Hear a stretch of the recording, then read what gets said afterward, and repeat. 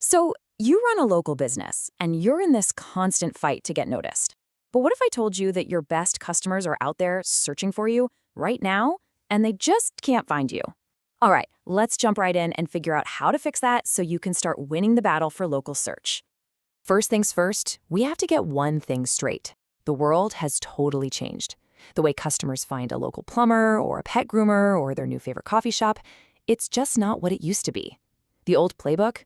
Yeah, you can pretty much toss that out the window. I want you to really stop and think about this for a second. When a new customer walks in, or your phone rings with a new lead, how did they find you? And if you're kind of shrugging your shoulders right now, well, that's a red flag, because the answer to that question has shifted dramatically. Remember the Yellow Pages, that big, heavy book? It used to be all about that, maybe a newspaper ad, and good old-fashioned word of mouth. But now, oh man, it is all about this little device right here in our pockets. When someone needs something locally, the very first thing they do is pull out their phone and start searching. And look, the scale of this change, it's absolutely massive. We're talking 97%. 97% of consumers are now going online to find local businesses. This isn't some passing trend, you know? This is the new standard. If you're not where they're looking, you're not just missing a few customers, you're risking everything. Okay, so if pretty much everyone is searching online, that brings up a really big problem for any business that hasn't kept up. I like to call it the local invisibility problem. You could be the absolute best at what you do in your town, but it doesn't matter one bit if you're invisible to the people who are ready to pay you. So you want to know where the magic happens? It's right here. This is what we call the local pack, and it is, without a doubt, the most valuable piece of real estate in all of local search. When you search for pet boarding near me, this map and those top 3 listings get almost all of the clicks. Getting into this pack, that's the whole game. And that leads us to a pretty powerful and honestly kind of terrifying truth. Just let this sink in for a second. If you don't show up when a customer is actively looking for your service, you're not even in the running. To them, you might as well not exist. But here's the good news, and it's really good news. The reasons you might be invisible, they're usually not some crazy, complex technical thing.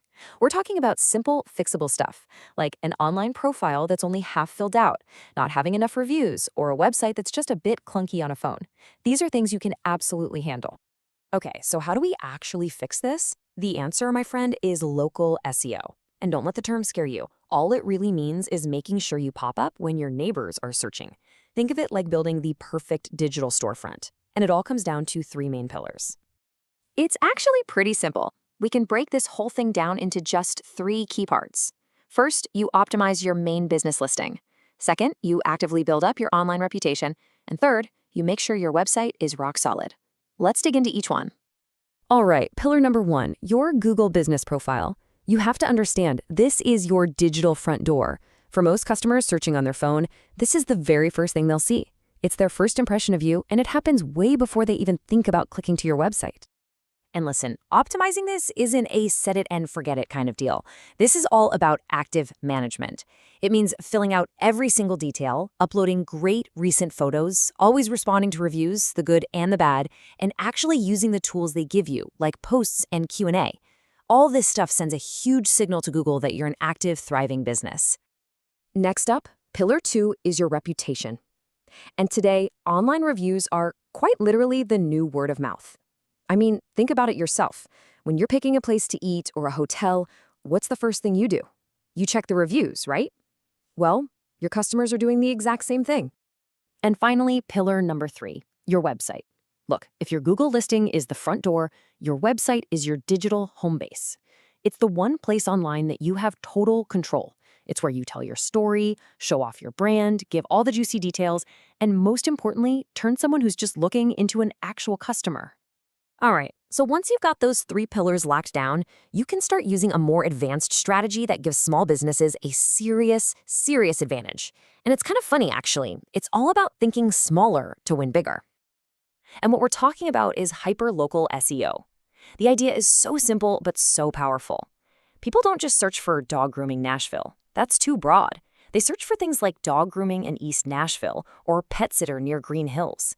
You've got to create content that speaks their language, right in their own backyard. So what does this actually look like in practice? Well, it means a pet boarder building a whole webpage dedicated to East Nashville dog boarding, or a groomer writing a fun blog post about, say, getting your dog ready for CMA Fest. It's about being that specific. When you mention local neighborhoods and landmarks, you're not just optimizing for Google, you're showing your customers that you're one of them. Okay, I know what you're probably thinking right now. This sounds great, but how long is it going to take? And that's a super important question. We need to be realistic here because this isn't some magic button you push for instant results. It's an investment. And like any good investment, it builds value over time. So a typical timeline kind of breaks down like this. In the first month or two, you're just laying the groundwork, doing audits, setting things up, fixing what's broken. Then around months 3 and 4, you start building momentum, creating that local content, getting more reviews. And that's when it gets exciting. Because by months 4 to 6, you should really start to see things happen. Your phone rings more, you see yourself climbing in the rankings. And after that, it's all about keeping that momentum going and growing. You know, a great way to think about this is comparing SEO to Google Ads. Google Ads are like a sprint. You pay money, you get to the top of the page instantly. But the second you stop paying, poof, you're gone. SEO, on the other hand, is a marathon. It definitely takes longer to get going, but you're building something real. You're creating a long-term asset for your business that keeps paying you back month after month. Whew, okay, that was a lot, I know, but I want to wrap up by giving you one super simple, super powerful first step you can take literally the second this is over to see where you really stand. Here's the secret. You have to stop looking at your business through your own eyes. You've got to put on your customer hat and see what they see when they're looking for someone like you. And here's exactly how you do that. It's a 1-minute audit. That's it. First, open a private or incognito window in your browser. This is super important so Google doesn't show you biased results. Then, go to Google Maps and just search for your main service in your town, dog grooming Nashville or whatever it is you do. Then, just look and ask yourself the tough question. Do I see myself? And if not, who do I see instead? And really, that's the question that this all comes down to. What do your customers actually see when they search for you? Because in today's world, what they see, well, that's your reality. The answer to that simple question is your starting line. It's the first step to finally taking control of your visibility and winning all those customers you know you deserve.